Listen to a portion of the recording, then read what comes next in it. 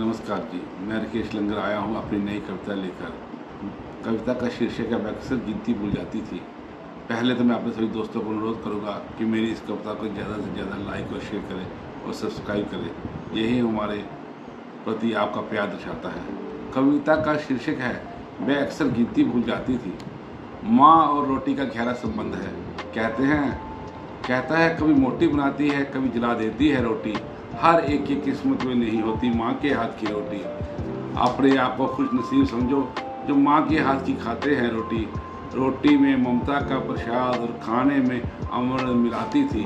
माँ तो मेरी पढ़ी लिखी थी, पर रोटी देते समय अक्सर गिनती भूल जाती थी। बच्चा खाने बैठता है, वह कहता है माँ मैंने 3 रोटी खा ली है। माँ कहती है नहीं, तूने 2 ही खाई है, 1 रोटी और खा ले। वो गिनती भूल जाती है। सारा गांव पूरे दिन दूसरे कामों में व्यस्त रहता था, पर उसे पूरा दिन मेरी रोटी का फिक्र रहती थी। बातें करते करते वह पता नहीं कैसे गोल रोटी बनाती थी। गेहूं के आटे को 3 बार सान कर कहीं उसमें चिंटी न रहे, यही फिक्र उसे सताती थी।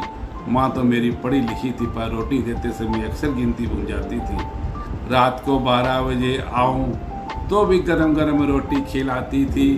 बापूजी कहीं डांटे नहीं, धीरे धीरे बतियाती थी। कल से लेट आया तो रोटी नहीं मिलेगी, कल से लेट आया तो रोटी नहीं मिलेगी, ये कहकर खुद सो जाती थी। कल जब मैं लेट आता था वह बोली माँ, वही बात फिर दोहराती थी। माँ तो मेरी पढ़ी लिखी थी, पर रोटी देते समय अक्सर गिनती भूल जाती थी।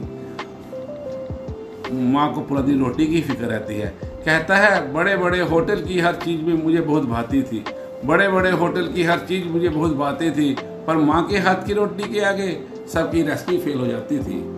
माँ उस रोटी में कुछ स्पेशल मिलाती थी, तभी तो उस रोटी की याद माँ के जाने के बाद मुझे आती थी। माँ तो मेरी पढ़ी लिखी थी, पर रोटी देते समय अक्सर गिनती भूल जाती थी।